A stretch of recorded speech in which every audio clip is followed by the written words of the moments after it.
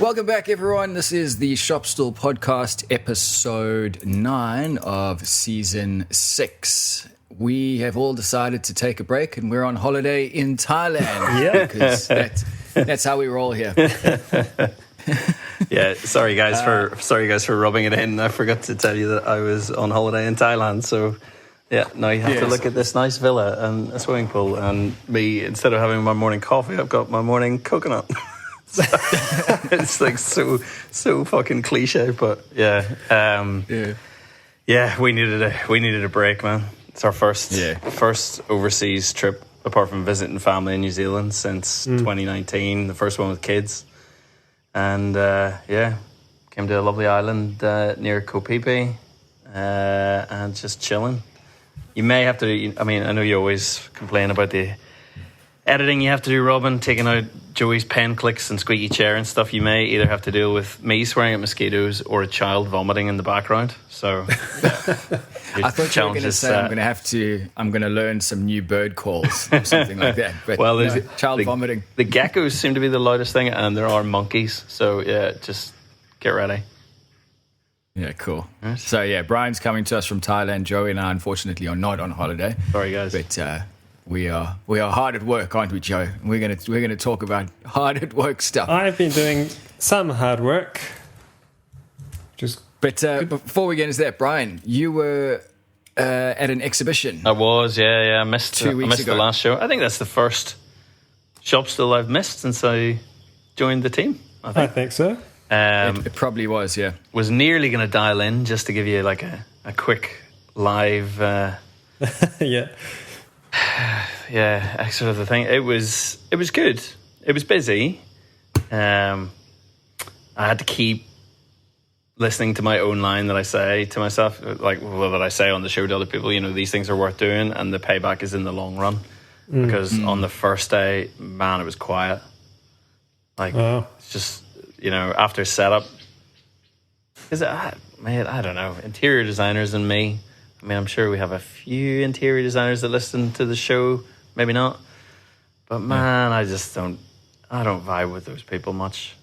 And that's why I forced myself to do those shows, to try to break into that kind of client relationship with interior designers. But aren't they like your second arm of the business? They build a piece and say they need some furniture. Definitely. Or they build a space and I would say I would probably get less than 5% of my work from interior designers. Way more architects. Right. And I don't know whether it's a stylistic thing or whether it's they prefer to go with brands that they already know. And I know there are, I mean, denigrating the whole profession here, there are some very good interior designers I know that do specify good Australian-made stuff. But when I go to a trade show like that that's specifically aimed at interior designers, and I see the way other stands are set up and what they're selling, man, there is some crap there, and they get excited about it as well. And then they'll walk past stuff that I think is good, not only my work but other people's work, and with very, very not even a glance. So yeah, it's a tricky kind of trade show. I haven't done one of those interior design trade shows in probably 4 or 5 years, I reckon. And you usually have to pay for the stands. Like a small stand, like a 3 meter by 5 meter stand, could cost you upwards of $5 or $6 grand. Yeah. The only reason I did it is because I got offered the stand for free. Right. So there's still, you think about it and you're like, oh, well, it's free. I kind of have to do it. And then you're like, well, the logistics of making the pieces, and I have a range of pieces, but also just making sure that they're ready for a show, all your marketing material, all that kind of stuff, the transport to and from, like the bump in, bump out the day before, and then going up, and then 3 consecutive days down to Melbourne, now that I don't live in Melbourne anymore. But I don't know, I'll tell you in 3 years whether it was worth it. Why were you offered the spot? What was the angle? It was a link through Fred at Handcrafted. So you know the website Handcrafted that we've spoken about a few times? So I had done the stand with Handcrafted at Den Fair, when Den Fair used to exist in Melbourne. And Decor and Design launched this green design show, which whether or not it's greenwashing, I don't know. They actually had some interesting stuff with new materials, recycled plastics and things. But they introduced this green design show, approached Fred about whether he'd be interested in putting forward a stand on it, and he said no, but maybe get in touch with Bryan and a few other people and see if they'd be interested in joining. And that's how I ended up there. But I was the only furniture maker on that stand. There was an upholsterer, 3D printer, glass blower, and then Wood Melbourne, who make like wooden accessories, taps and things like that. It's funny. I have made in my career doing this probably 2 pieces for an interior designer. Yeah. Just random pieces that I was offered for whatever reason. And that both of them were like abysmal, awful designs that were useless, terrible things. And so I have not really been in contact with any interior designers until probably 6 months ago, where I had one designer reach out who was local to me, came and had a visit.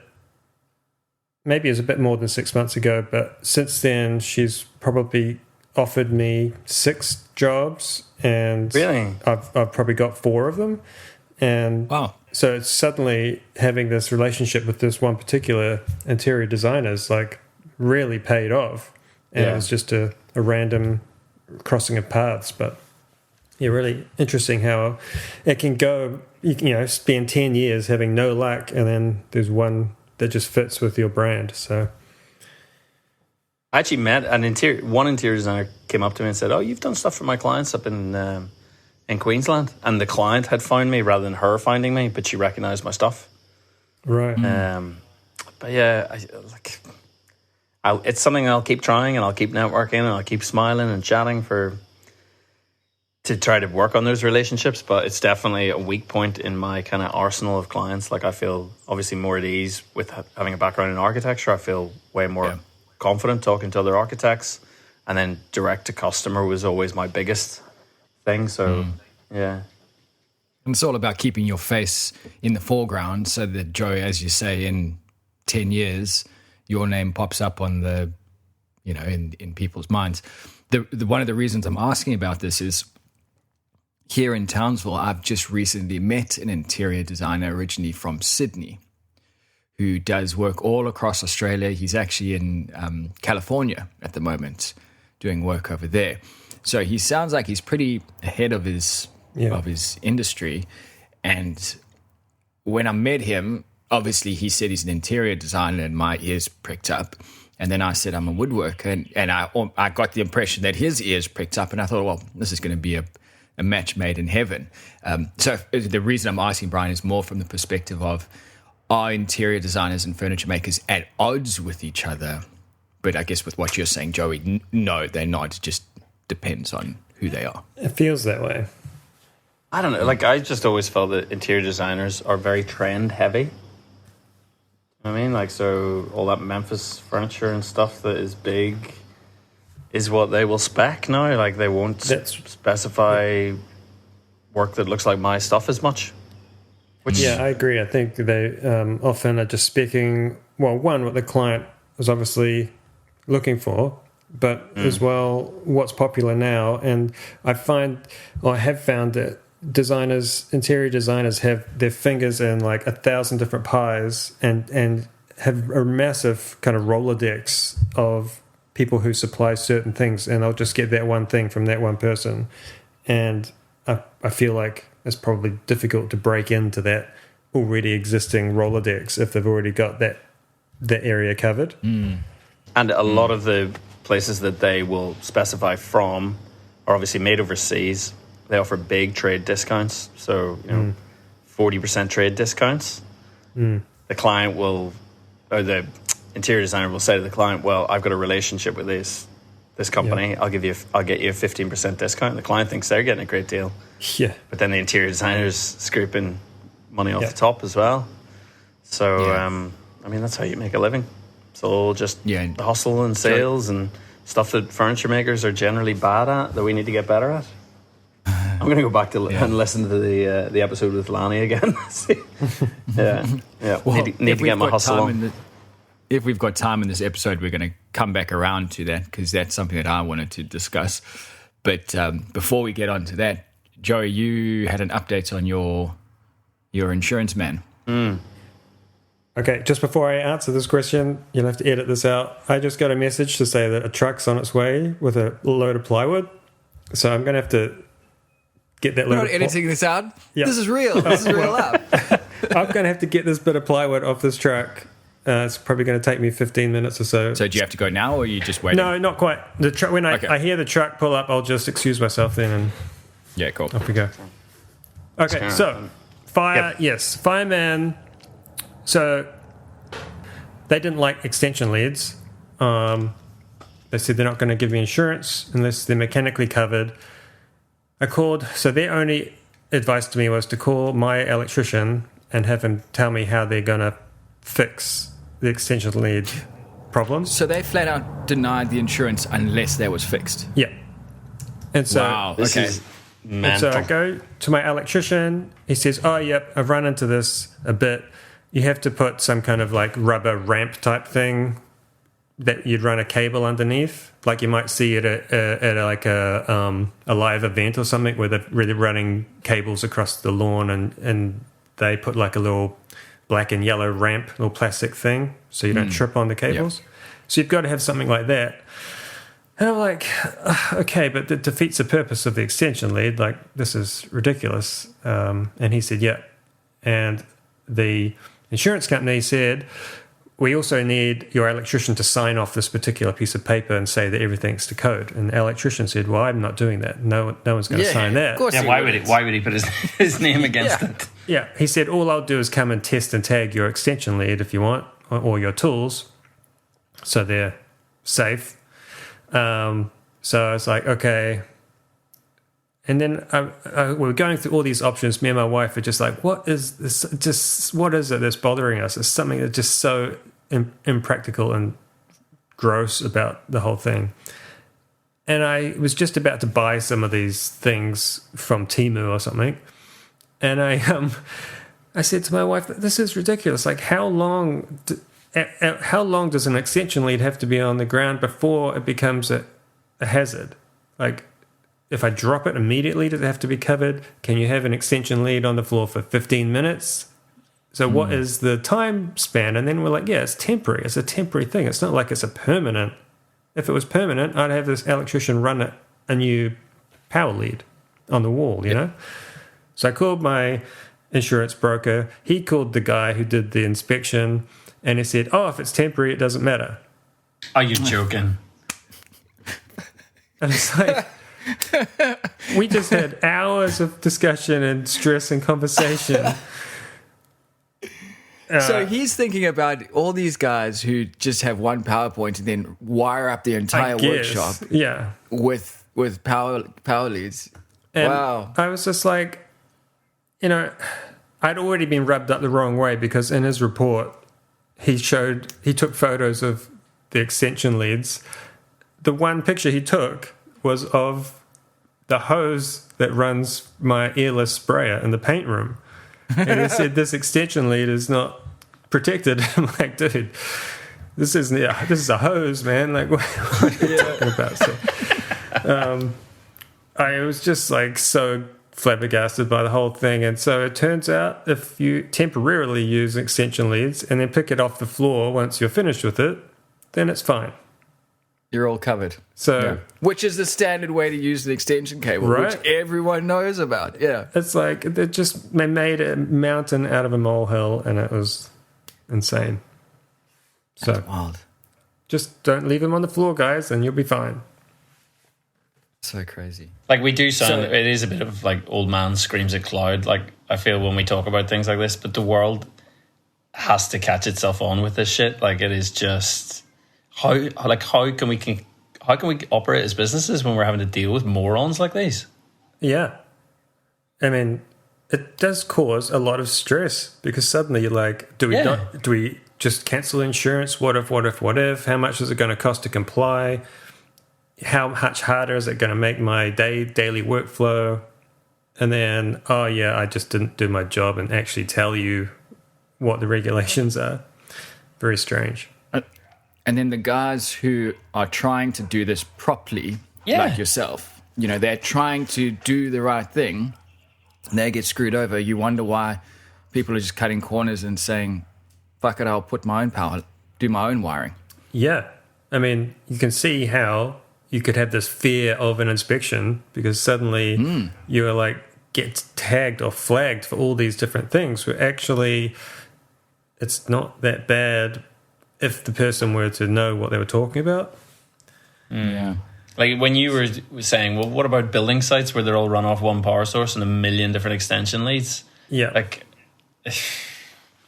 anyway. That was, I mean, I don't know what the rules are about that. I do find that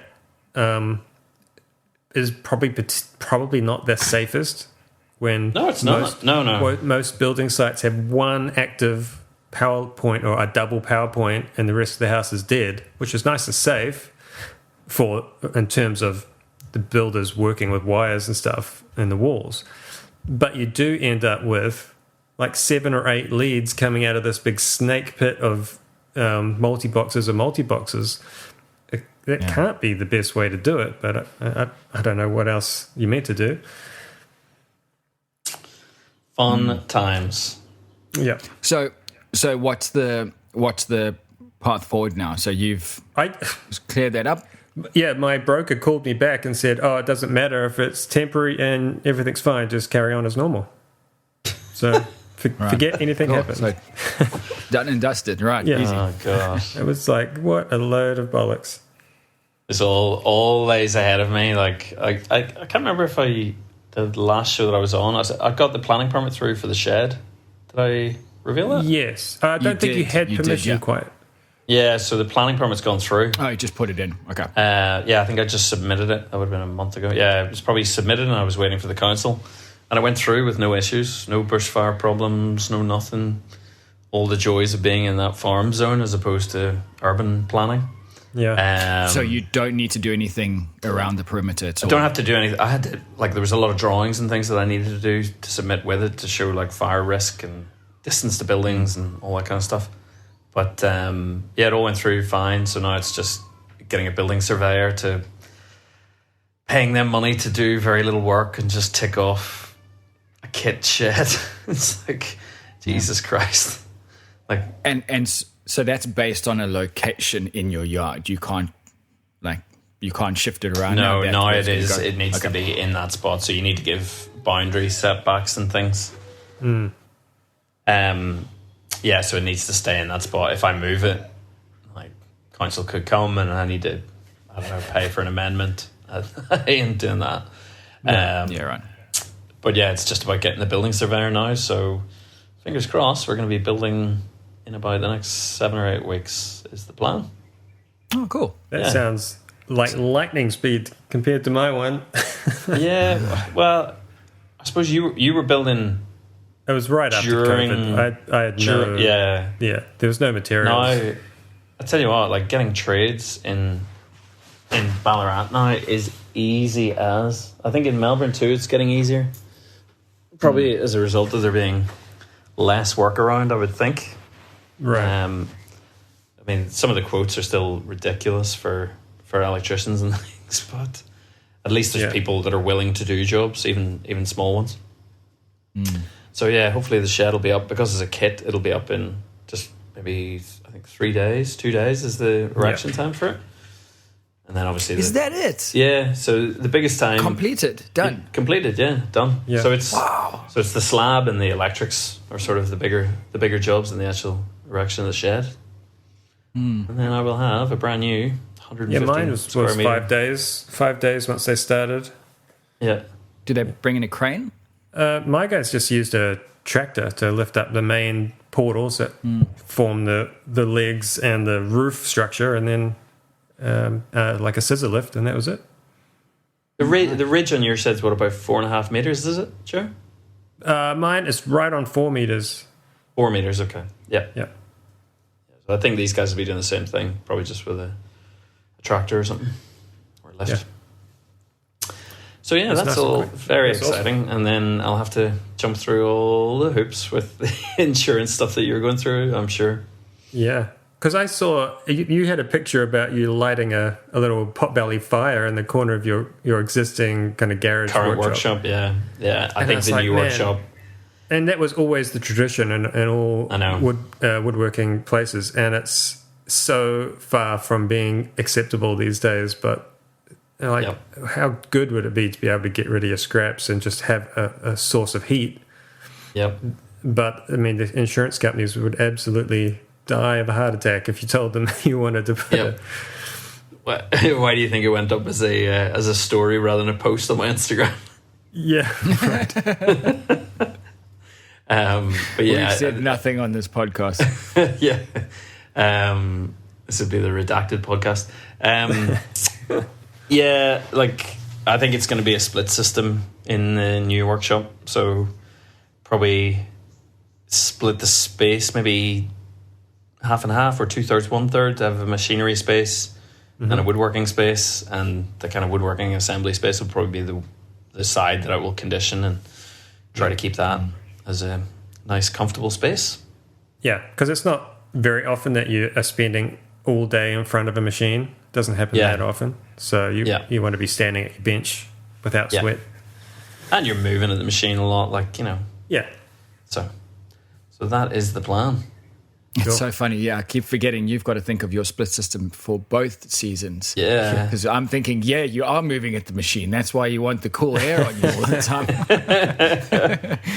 Stop you from sweating and dripping on your machine, and stop me from freezing. We timed the Thailand trip beautifully because there was snow in Ballarat on Friday night. Right. Yeah. Yeah, we've had, Australia in general has just had a ridiculous winter. So, I was actually talking to my mate down in Tassie about you, Brian, because he's above zero. And I was saying, I reckon you must be just like Arctic temperatures where you are. Yeah, I've said it a million times before. The wind is the thing that bothers me the most. Wind and rain and cold, whereas it's just been cold. Like there's very little wind and very little rain. Like maybe a few days where it's poured down, but the rest of the time it's been quite pleasant. So I find that way easier to get warm in. Just a few extra layers and move about and you're warm. Yeah.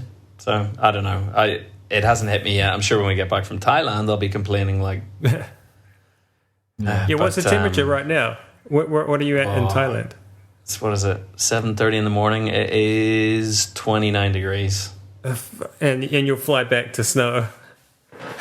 Hopefully not snow, but it'll definitely be 0 or 1 overnight, I reckon. Yeah. That's really hot though. Jeez. Yeah. It's pleasant though. Like it doesn't really get much hotter than this. It's obviously the middle of the wet season, so it sort of gets to 32, 33 during the day, but 100% humidity. But it's really nice. Yeah. So tell us about your silky oak table, Robin. Oh, well, I was going to say, I want to hear about Joey's client issues. Yep. Or is the truck arriving soon? There is a truck coming, but I don't think he's here quite yet. But client issues. Let's go. So I'm sure we've talked about this, and it might be interesting to hear your take on it, Brian, again, and Robin, maybe what he thinks he might do would be interesting, or even just like start thinking about how you manage this kind of thing. But and I've talked about this, and I'm not following my own advice, perhaps. So how do you go about dealing with variations, or a client if you've had a client who's very particular about a thing, and they give you a sketch, which is nice when you get a sketch from a client because it narrows you right down to where you should be. They've got a really focused idea of what they want.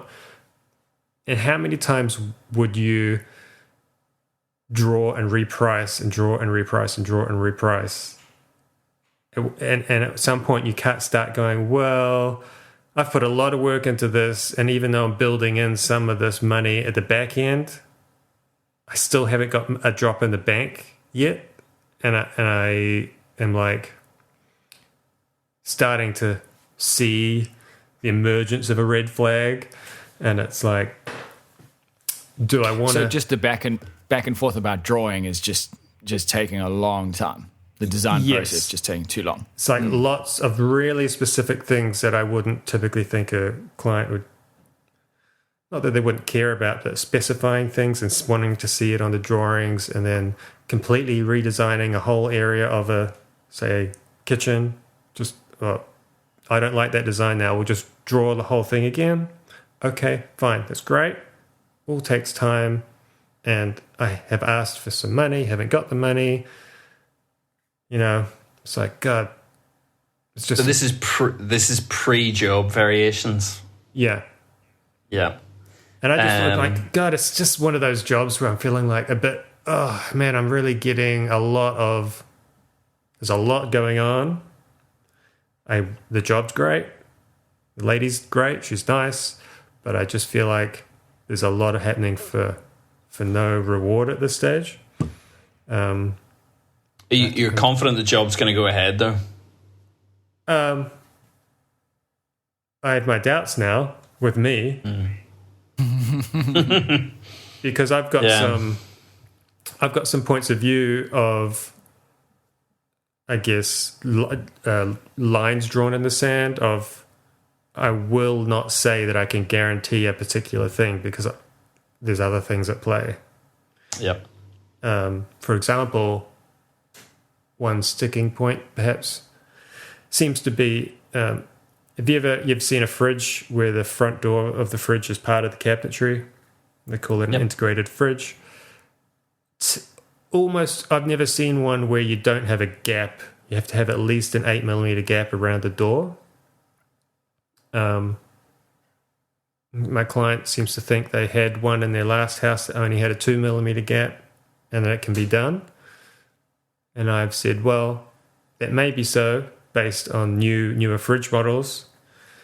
I can only install it or allow to install it as per the instructions in the book that comes with it.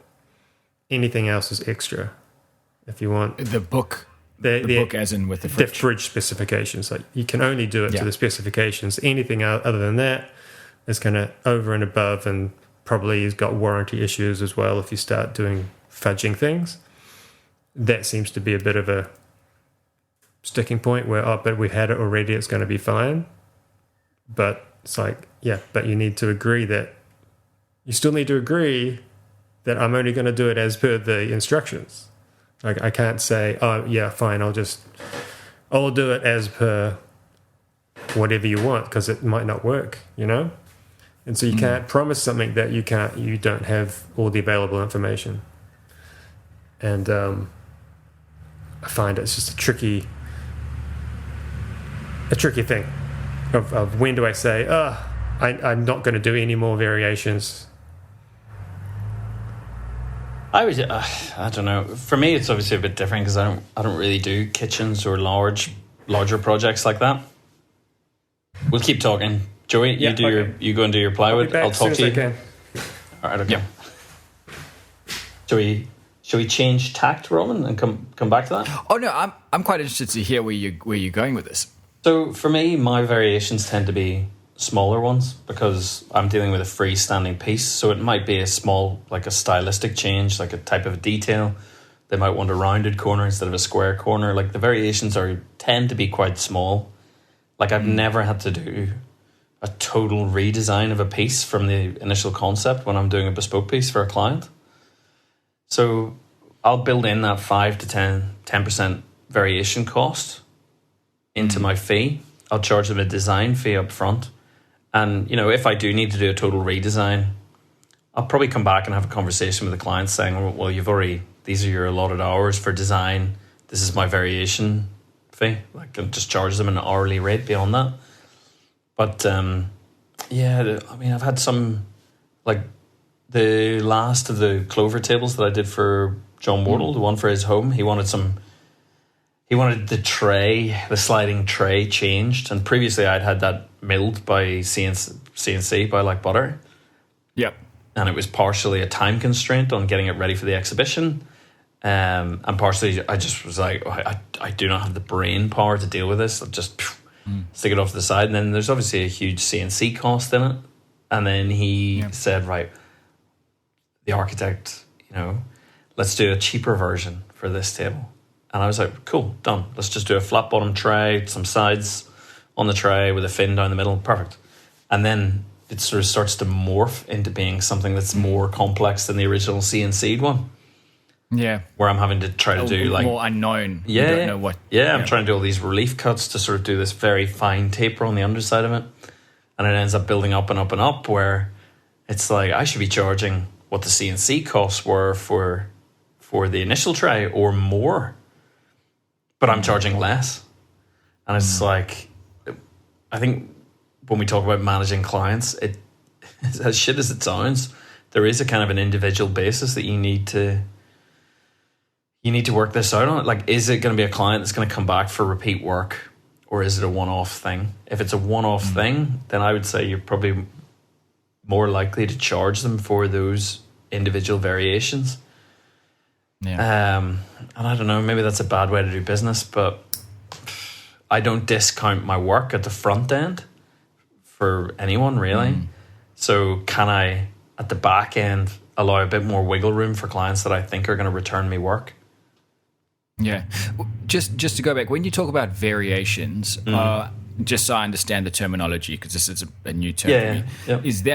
Is that are those variations at any point in the build, or is it only in the quoting, or what is a variation specifically? From like an architect and building perspective, a variation would be through the design stages you've picked out, say taps, hardware, door hardware, window frames, a gutter design, like different detailing, and the builder's quote will be based on exactly the package that the architect submits to the builder for costing.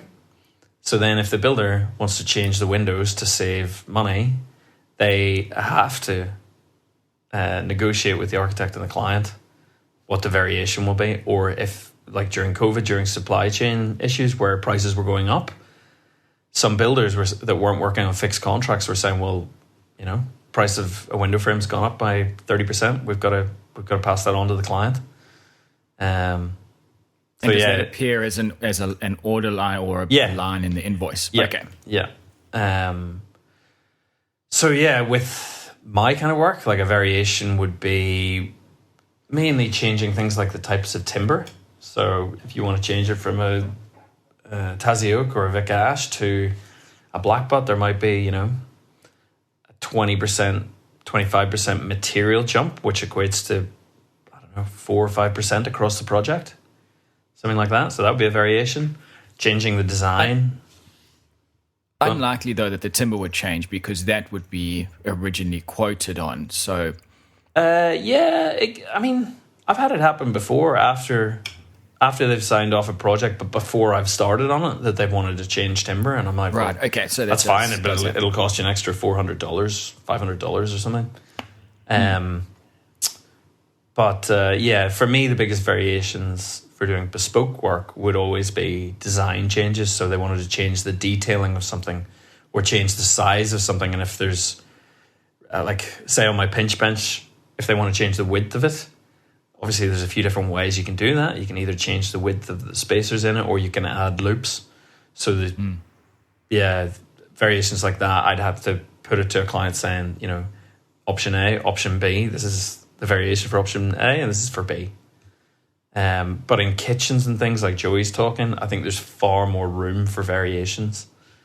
Changing different grades of plywood, different finishes on the, whether you want it 2-packed or vinyl wrapped or anything like that.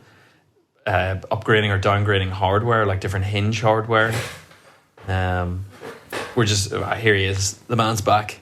We were literally just getting onto the difference between the variations in furniture versus the variations in larger projects like kitchens and things. Yeah. So, I was saying, I think kitchens, there are far more room for large variations to occur. Yeah.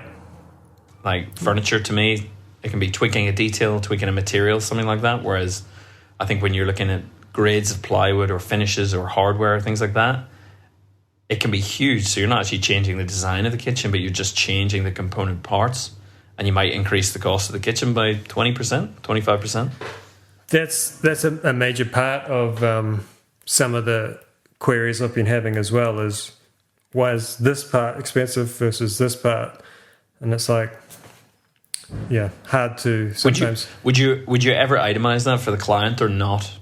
In this case, I'm actually going to just say, and I'll say here, the main crux of this is essentially you can think of this job as one big kitchen job, but broken into 4 jobs. So you've got main kitchen and a scullery and a laundry and a desk area. Yep. And the desk area compared to some of the other components is pretty expensive. But what I've done is after I work out the materials and my labor, I then have to say, well, how am I going to get all this stuff to the site? Got to hire some furniture movers. It's probably going to take 2 days. And then my overhead costs for running the business. The job is large enough that I'm going to need to hire, at least for 2 days, some extra tradesmen to help me install. And so there's all these extra fairly large costs that I then divide into 4 and add on to each of the 4 different jobs. So it turns out that one smaller desk area becomes expensive relatively because part of it was overheads to allocate for the rest of the job to work, if that makes sense. And so it's just one of those things where if you want the thing, you got to pay for it. Kind of is what it is, but and then that obviously costs you admin time doing that as well, answering those questions for a client. That's what I'm mainly talking about, I suppose. I don't mind making a variation, but I have redrawn this whole kitchen 3 times now, and any variations are, it's time consuming, and I need to know that this job's actually going to happen, or am I looking for other work? So I need some sign of, I feel like that's what needs to happen. Give me some money. I know that you're now booked in as the next job happening because I know what the end goal timeline is, and so we need to kind of progress. So yeah, we'll see. I just feel like it is an interesting idea to compare variations in like furniture versus cabinets. I've never thought about it like that because it's never really been a problem for furniture. If someone says change the wood species, okay, yeah, fine, yeah. That's it. That's as far as it goes. Yeah. I mean, I was just going to say, typically people want to change the wood species and they think it's going to change the price a lot. That's usually what I've had. Oh, what if we use some cheaper wood? And it's like, well, that's not really where the cost is. It's labor. Yeah. So, I mean, you can have, unless you're talking about Wengi or something crazy, which is like $15,000 a cube, that's going to push the price up. Otherwise, it's within a couple of $100 of the cost of timber. So, ancient pennies. Yeah, it's like, maybe this just isn't for you if that's the problem. What were you going to say, Robin? As accomplished furniture makers and kitchen installers, I would have assumed that there would be a lot more the client saying, this is what I want to do. I trust you. We don't need to worry about variations because I know that you're going to do the best in this scenario because you are a professional in your craft. So aren't you able to go, and maybe this is an impossible question, but can't you go back to your client and say, this is the way it has to be? You could do that. And we're not going to go back and forth because there's no more to talk about. No, I mean, obviously you don't say it in those words, but that's your attitude is, this is the best way and it's the only way. End of story. So I've got a couple of responses to that. I'm sure Bryan might as well. My first response would be, I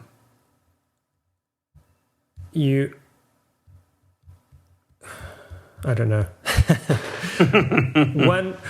So interestingly, I was just reading by Australian Wood Review. There's an article by David Bosher, who is, after looking at a couple of their pieces, outrageously, crazily good, like mechanical pieces of furniture, crazily handmade stuff. He's got some really interesting words about understanding your clients and how there's like a few different client types, and some will be the along for the fun artistic ride of, like you say, Brian, here's the Robin, here's the money, take me through the process and take my hand and lead me through this fun experience. But then there are the clients who are very particular, who want to micromanage every aspect of it and want to see graphs and spreadsheets and like times and dates, and very particular. And there are other types of clients. And he said what makes him successful now is being able to recognize what type of client type he's dealing with, and then he can talk to them in a way that makes them feel good about the project, which is an interesting concept. Instead of just saying my way or the highway, which sometimes you have to do that because you've got your own personal integrity about, if someone says, I want this thing, but I want you to make it out of Weet-Bix, then I say, well, I'm not going to do that. Sorry, you'll have to find someone else because I feel like I don't want to produce absolute rubbish. And so you can't just be told what to do sometimes. And just likewise, I think you can't tell a client what to do as well because they're people too, and that's their personality perhaps. I think that's hugely important, the client types thing, and learning out how to sniff out the difference. Like, I can always tell when a client or a potential client is excited to discuss a project with me versus the feeling of where I feel as though they've sent the brief out to 10 different makers and it is going to be cost driven. Yes. As opposed to, I love your work, I love this piece, can we do something that sort of references this with this? And I'm like, well, okay, they're invested in my work and my skill set, so therefore I feel more valued. So I'm going to charge accordingly, and I'm not going to feel guilty about it. Like, I mean, we kill ourselves with quoting, and we speak about it all the time. If it's going to be a profession that exists and continues to thrive, well, not thrive, but continues to exist, we have to charge accordingly. Like, we just got quoted for curtains in our house, and it was $16,000 for curtains. Yeah. Yet, somebody's going to come to you, Joey, and say, oh, no, that kitchen that you just designed for me for free, can we actually change it? Yeah.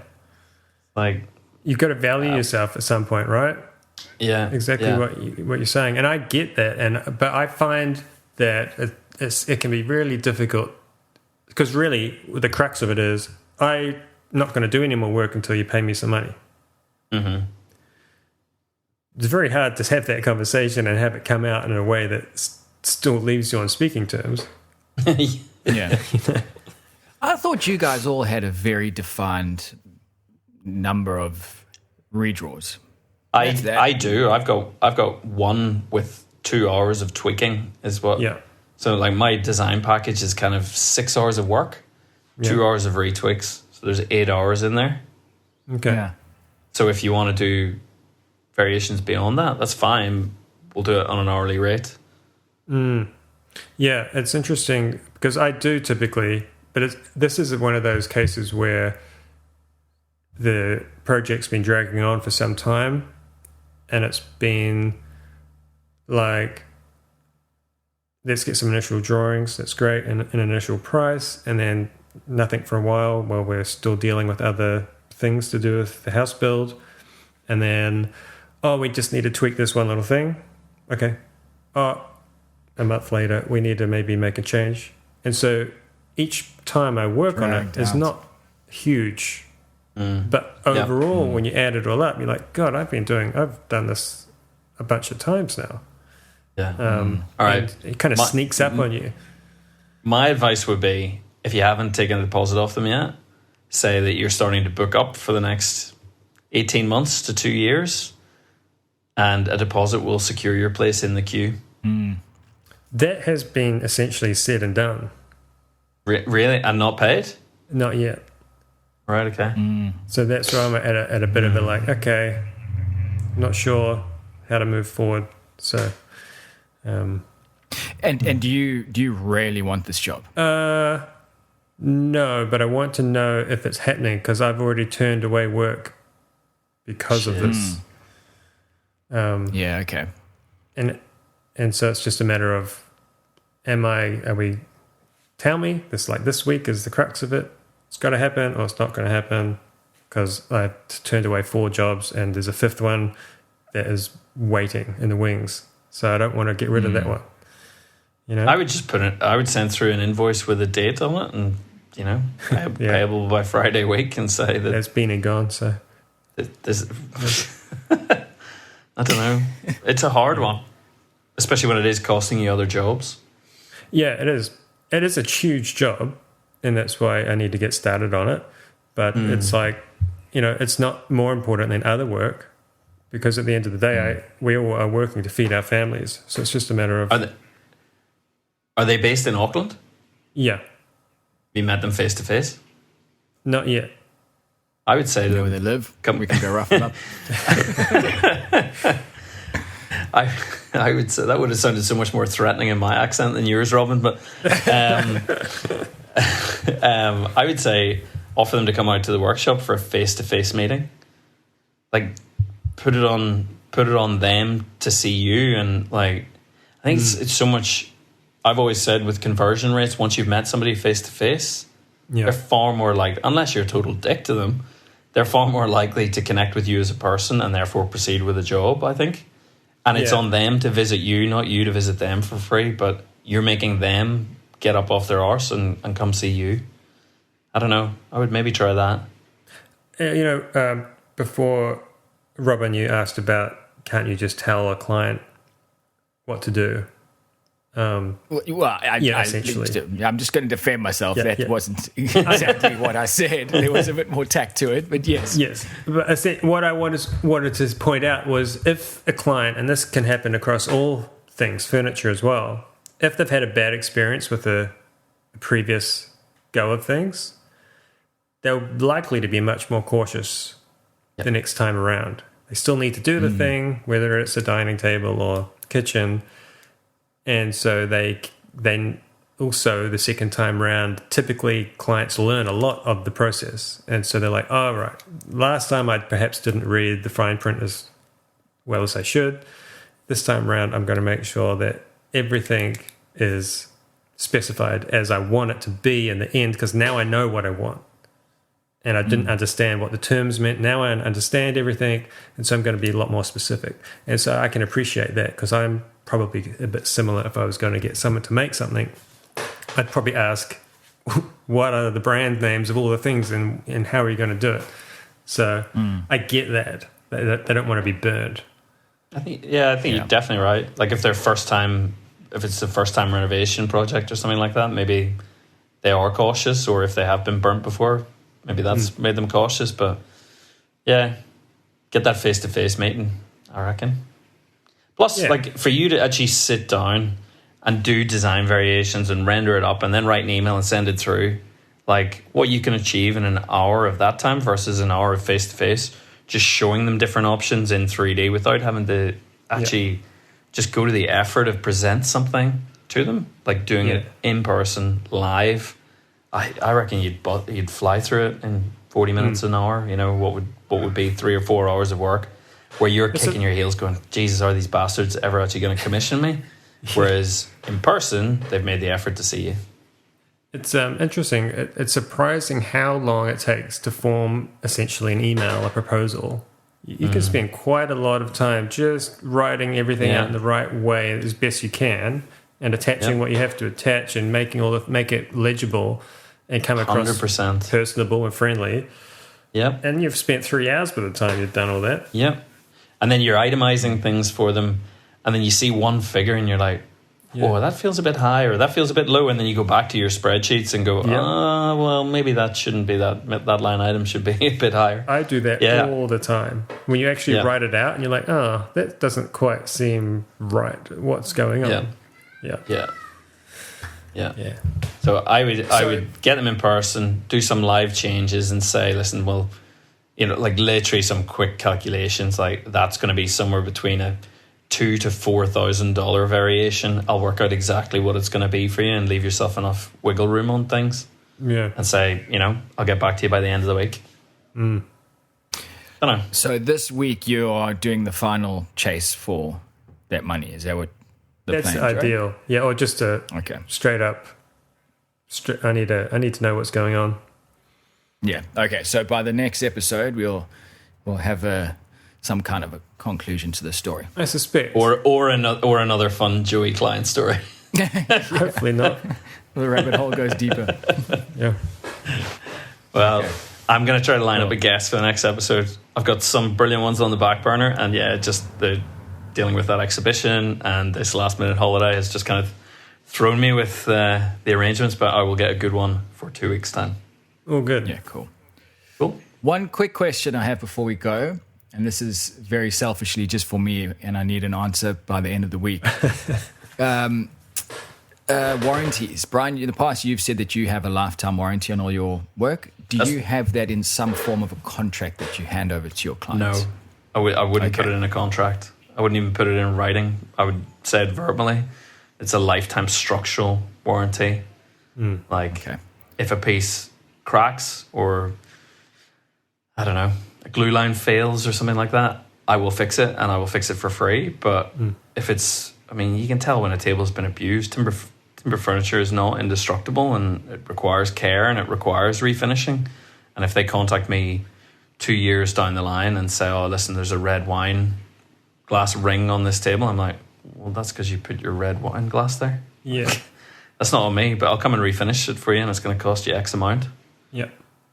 And that should be built into the cost. It's like when you buy a car and you've got 6 years servicing or something like that, you're thinking about the cost of maintaining that car. If you're buying a dining table, you should be thinking about the cost to maintain the dining table. You're paying a premium for a piece that's going to last you and your family's entire life. Of course, you're going to have to maintain it. Yeah. I essentially had the same. Yeah, sorry, you go, Joe. I was just going to say, I essentially had the same thing. I used to have a written guarantee for solid timber furniture. And it'd say that this piece made on this date, guaranteed to. I used to say guaranteed to last as long as you do. And because I would also say something like, if it was a dining table, there's no reason this dining table should fall apart. If you're going to treat it badly, drag it and jump on it and throw it in a truck 10 times, then obviously guarantee is void. If you come to me with a snapped off leg, it's not my fault. So with other things, that's with things that are made like just glue and wood. Our skill puts it together and holds it together. If I put together a cabinet that's got a drawer and some hinges on it, and I've got paint, and I've got plywood, and I've got some solid wood and some glass, I didn't make any of those components. I just assembled them into a different shape, and I can't guarantee it almost at all. Me personally, I can't guarantee it. I can guarantee that it's not going to fall apart. The structure is not going to fall apart. I can give you a guarantee for paint as far as the manufacturer's warranty goes for paint. It's like it's a weird thing where as soon as something is made of other components that you weren't responsible for, it's difficult to be responsible for the whole thing. Okay, that's the answer that I was hoping for. Is this to do with that silky oak table or not? No. This is a new one. So okay. I had someone who's asked me to quote them a job. They found someone down in Melbourne. So they're up here in Townsville. They found someone down in Melbourne, and this lady said to me on the phone, I just didn't feel comfortable about it. The way he was talking was all wishy-washy. Oh, bloody Melburnians, huh? He didn't even have any warranty written up in a contract or anything, and carried on in the back of my head. I'm going, whoa. I don't have that either. I've never been asked for that. Is that, so yeah, she hasn't signed off on the quote. Yeah. But if she comes to me and says, where is a contract about my warranty? Based on what you guys are saying, I'm going to say, well, here's my address. If you ever need it, that's pretty much it. She'd probably feel more comfortable the fact that you're a local maker.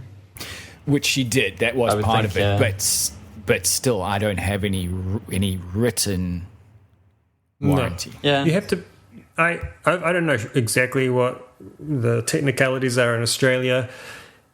Here, there's the Consumer Guarantees Act, and you have to be careful that you don't contract out of the existing legal system of, if you provide a good or a service, you are obliged to have a certain amount of warranty on that thing no matter what.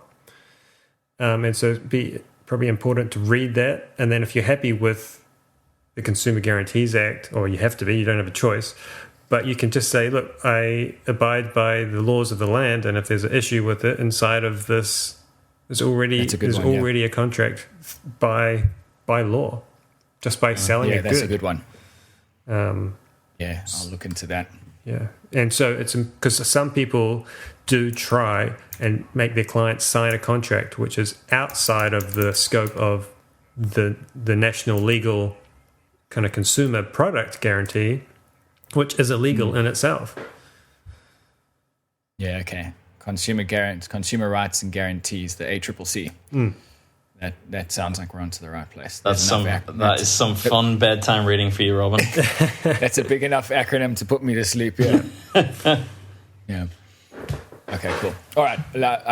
If anything happens from this, I'll let you guys know. But yeah, I just wanted to get your opinion on whether I was on the right track with them. Yep. Cool. All right. Bumper episode. Yeah. Enjoy the rest of your holiday, Bryan. I will. I'm away to wipe up some vomit, I think. Oh, nice. I think he's sick again. But shame. Poor boy. So when are you back? Next week.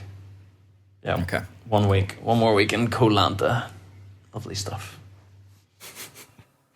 All right, gents. Cheers, fellas. Take it easy. Bye. See you later.